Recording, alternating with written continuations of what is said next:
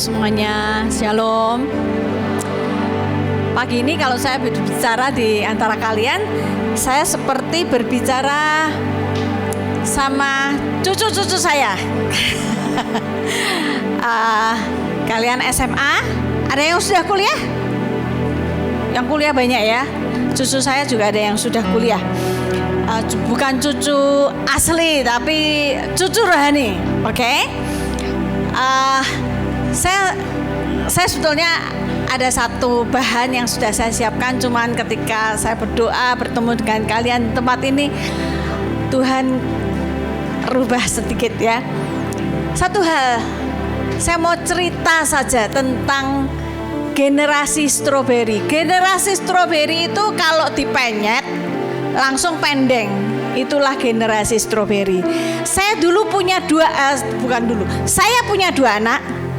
Ketika saya mau kesaksian tentang anak saya ya, anak-anak saya. Ketika mereka remaja seperti kalian, SMP, SMA, kuliah bahkan, mereka itu anak hamba Tuhan. Di sini siapa yang anak hamba Tuhan? Anak pendeta. Wow, puji Tuhan. Orang tuanya melayani Tuhan. Mungkin bukan hamba Tuhan, tapi orang tuanya aktif pelayanan. Ada? Banyak ya. Demikian juga anak-anak saya. Tapi mereka itu jengkel. Setiap minggu harus pelayanan, main gak boleh sampai malam. Saudara, anak-anak saya laki-laki, tapi kami beri batasan. Kamu gak boleh keluar rumah, harus pulang sebelum jam 10. Saudara, zaman itu di Jogja, kami di Jogja, tinggal di Jogja. Anak-anak itu, saya aja dulu kalau saya mau pengakuan dosa, saya kalau dulu kuliah di Jogja keluarnya jam 12 malam buat makan lesehan gitu. Tapi saya nggak lakukan itu buat anak saya.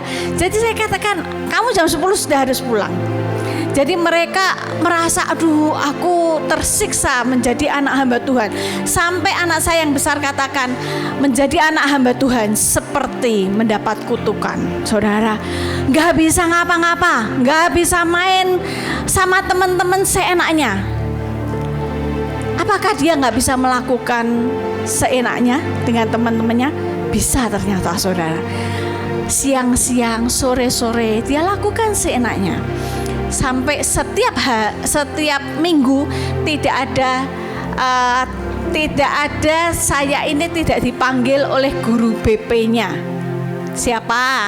Orang tua saudara yang pernah dipanggil oleh guru BP karena kenakalan adik-adik semuanya, anak-anak ya, pernah ya. Saya langganan sampai saya bersahabat dengan guru BP. Kalau sampai sekarang saya ketemu aja mereka, halo Bu, masih ya bersahabat, karena hampir setiap minggu ada kesalahan yang dia buat.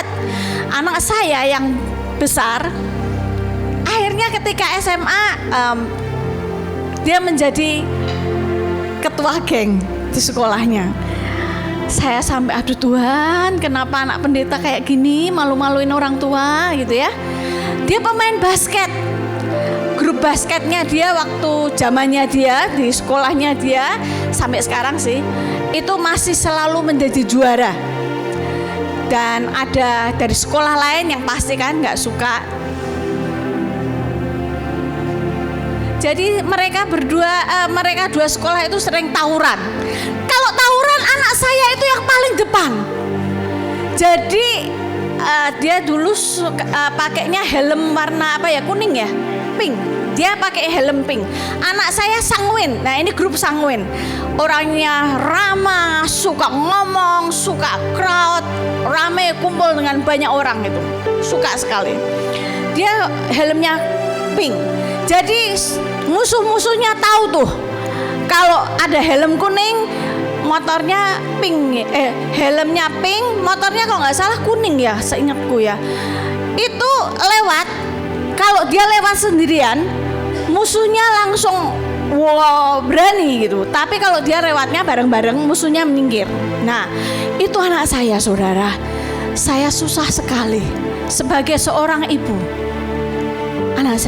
Anak saya seperti itu. Dia pemain drum. Ketika harusnya setiap minggu pelayanan, ditinggal main, saudara, ditinggal main basket. Bagaimana perasaan? Ibadah sudah berlangsung, dia main basket. Saya marah, saya telepon itu coachnya. Tahu nggak ini hari Minggu? Tahu nggak dia harus pelayanan? Saya marah-marah gitu. Iya bu, maaf bu. Sebentar. Tapi dia menyimpan kejengkelan. Dia menjadi dalam hatinya dia menyimpan sesuatu yang tidak suka, kesakitan, kepahitan dalam hidupnya. Dia ingin meninggalkan akan segala sesuatunya, meninggalkan gereja, tapi dia tidak mampu karena anak hamba Tuhan. Tapi dilampiaskannya dengan perbuatan-perbuatan yang tidak menyenangkan. Anak-anakku, dia bergaul dengan banyak hal, dengan dunia. Dia bergaul dengan macam-macam, dengan pergaulan yang salah. 1 Korintus 15 ayat 33 dan 34. Saya mau bacakan 1 Korintus 15 ayat 33 dan 34. Satu ketika yang namanya panggilan Tuhan tidak bisa kita sangkali. Amin. Panggilan Tuhan tidak bisa kita sangkali. 1 Korintus 33 ayat 34. Ketika dia kuliah, hampir lulus, dia pernah kuliah itu bolos, bukan cuti, bolos. Saya katakan bolos 2 tahun. Sekolah setiap kampus, di kampus dekannya bicara dengan saya, ada bu, setiap hari anaknya ibu ada di kampus, tapi dia tidak di kelas. Dia hanya masuk, dia hanya say hi gitu ya. Kemudian dia di kantin.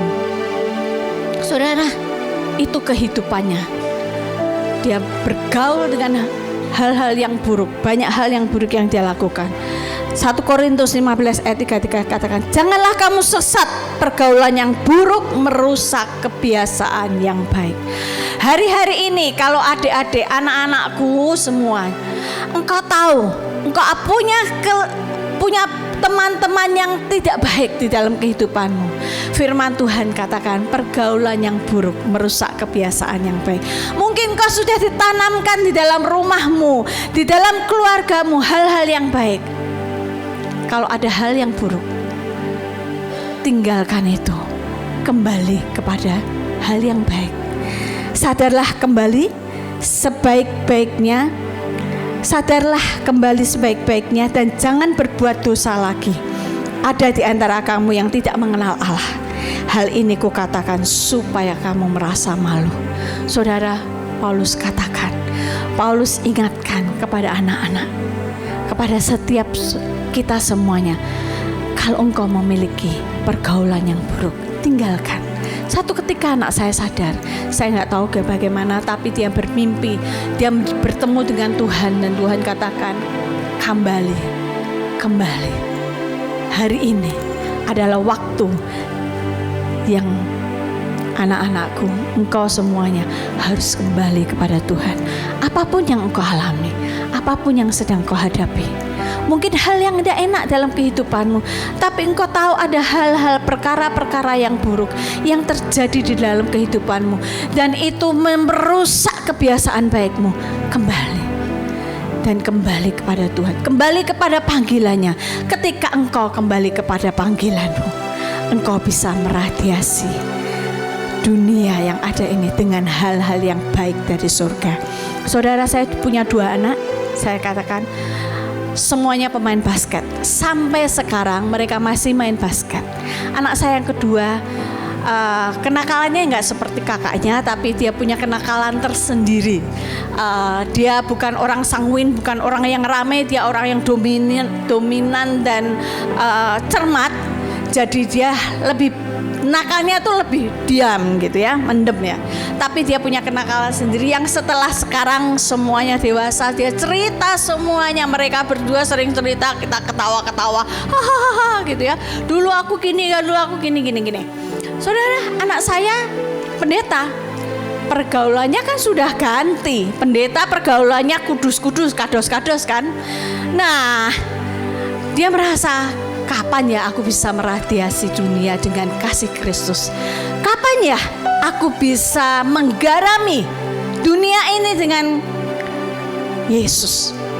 Akhirnya kira-kira 2 tahun yang lalu dia mengambil keputusan, dia berbicara kepada kami. Saya mau sempat dia tinggalkan dunia basketnya. Dia katakan, aku mau kembali ke dunia basket.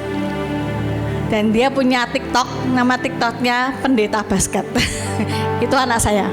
Jadi dia setiap minggu pasti ada basket.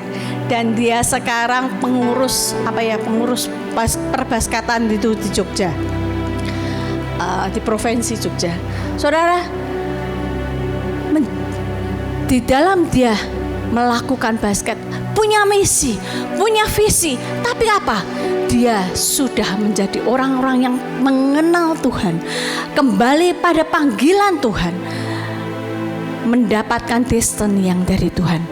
Siang hari ini, anak-anakku, ayo kita bangkit, kita kembali, kita mengenal akan Tuhan, mengenal akan firman Tuhan, hidup